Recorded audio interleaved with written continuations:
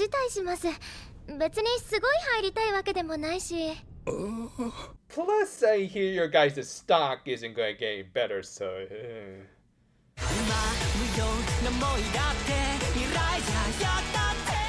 We open this new Magical Girl series with your typical Magical Girl battle.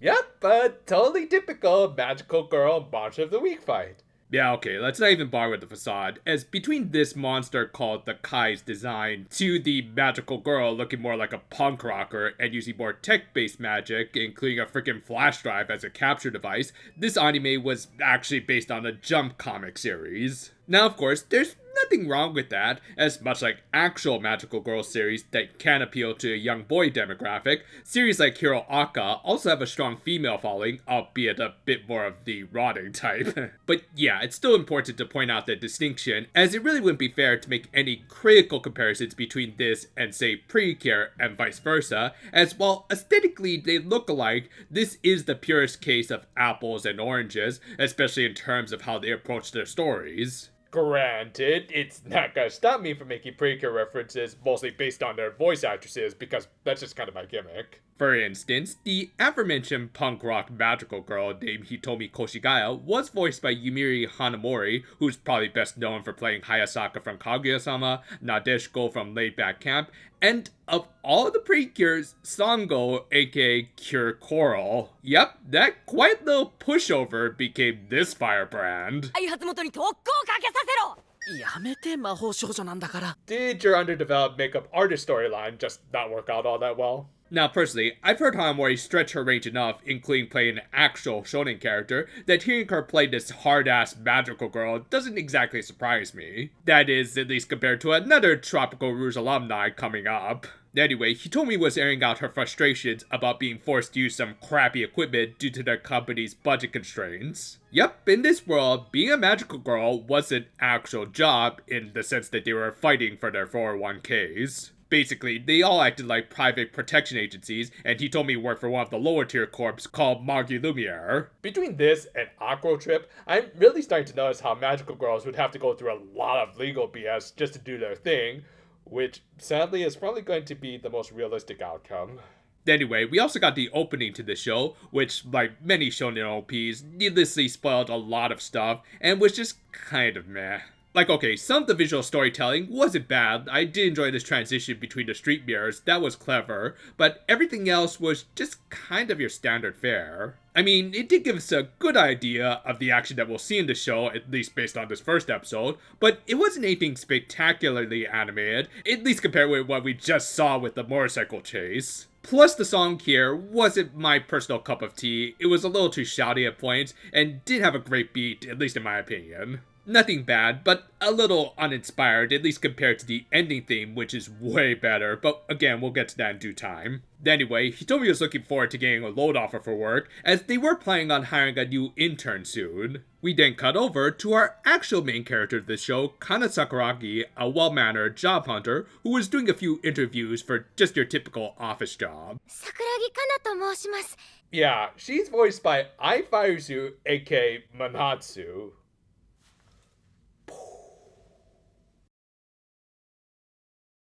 So, not only have Coral and Summer reversed roles here, but I have a hard time registering Fairuzu as the quiet type, as most of her roles are either Banatsu or Jolene Kujo. マスターつまり I mean, credit where it's due, she does play Kana really well here, as I do get the sense that she was a competent employee who had done more than her fair share of homework into the company she was trying to apply for. In fact, in an actually clever little bit, she even managed to have intel that the interviewers didn't know about, thanks to having read an Indian newspaper about one of their company's overseas projects. Later, she was even shown to have a photographic memory by actually remembering a bunch of coffee orders, which, if you know coffee, that's no easy task. it's all good storytelling that really helps to establish the incredible competency of this character that was unfortunately being underappreciated. Yeah, one of the major themes of the show was highlighting the dehumanizing nature of companies and the modern world in general. Kana was being rejected by a bunch of companies just because she didn't have many of her own ideas on how they could improve the business. Which, sure, that is important, but she could also work on it by joining their companies in the first place,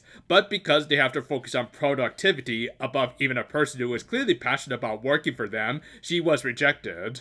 This sort of toxic work culture could even be seen, appropriately enough, at a Starbucks knockoff, where everyone was focused on getting their reports done, and the only minor bit of humanity that Kana could find was a thank you message from a barista that she had helped. And yeah, kind of needless to say, but I really like stories like this where they highlight the faults in big businesses. Case in point, the main conflict of this episode came from a financial company that prioritized their image above all else, and thus hadn't even noticed that Kai had snuck into their building. This is how y'all end up with global warming. Do you want global warming? Nah, of course, it turned out to be an ice monster, and to avoid a scandal, as well as not be a major expense, they called in Magilumiere to expose of it. With that, Hitomi arrived after a requisite stock transformation that was fairly well done. I mean, again, this is more of a shonen, so it's not a major priority, though I do think they were also trying to get in a few jabs about how overly bombastic these transformation sequences tend to be.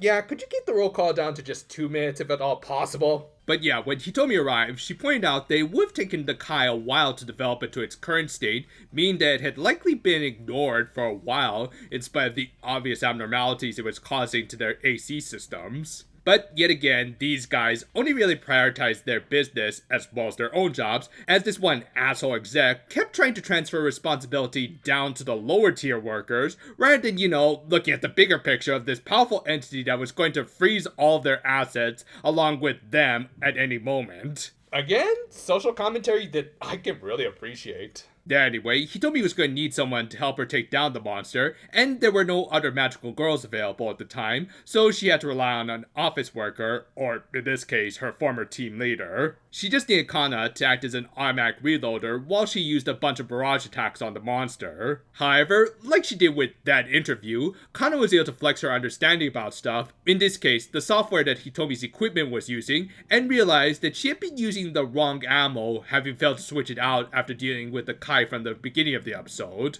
Obviously, this was meant to show that while she wasn't a magical girl yet, Kana could still do her part, and for it, she even managed to get a bit of a Deku looking at All Might moment, in which she seemed to develop a little admiration for Hitomi, aka the superheroine. Hell, even the music in the scene kind of sounded like Hiro Aka, even though the composer for this wasn't Yuki Hayashi, but rather Makoto Miyazaki, who's done work on One Punch Man, Spy Family, and appropriately enough, the theme song arrangement from A Whole Sky Precure, so honestly I think we got the better composer for this show. Anyway, the two managed to defeat Jack Frost after a really good action scene, and later, Kana of course ended up joining Magilumiere, and the episode ended with her getting a nice greeting from their president, Shigemoto, in a scene that was funnier in the original manga, where we couldn't recognize that he was being voiced by Kitsugu Emiya, and therefore this reveal was actually surprising and rather traumatizing.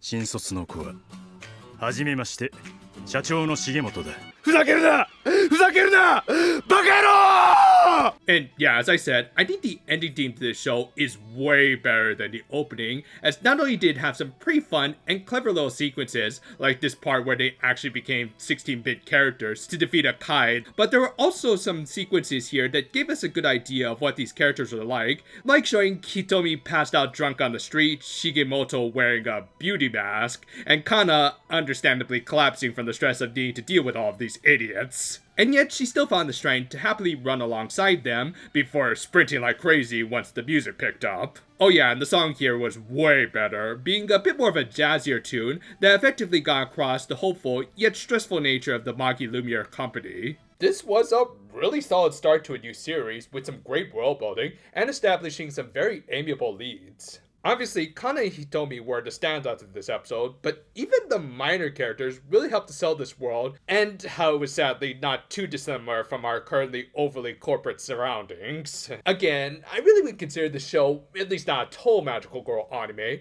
but you know, even as a shonen, it is also doing some unique things of its own.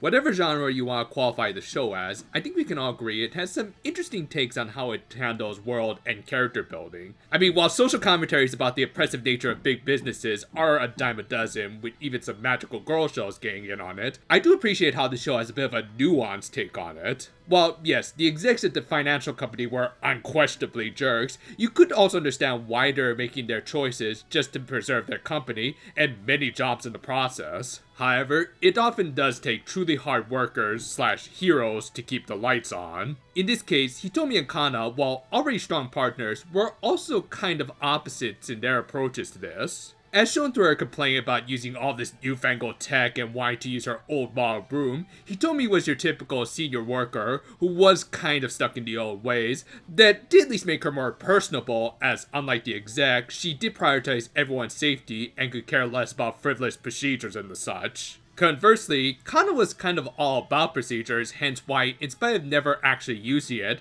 she managed to work Hitomi's magical girl software much better than someone who should have been using it for a while now. Both girls want to save people, but weren't fully capable of doing it due to either a lack of competency with their equipment, or just plain old assertiveness. Thus, I am looking forward to seeing these two work together, both for their previous pre-care relationship, and right now, as an interesting little co-worker relationship. That, combined with some strong social commentary about the nature of big businesses and some great animation, has me overall really engaged with the show going forward. While you certainly won't be able to get me to work every day of the week, this show at least has my attention every Friday now. Thanks for watching our new start to this anime season for the channel. For the time being, it looks like we're going to stick with reviewing this and Aqua Trip, as they are both interesting shows with at least the aesthetics of magical girl anime, even though neither is exactly a pure example of the genre, which is probably one of their best features. Still, look forward to more. Until next time though, farewell for now my friends, and if you'll excuse me, I've got a delivery to make. What, you thought this hat was just because I'm a JoJo fan?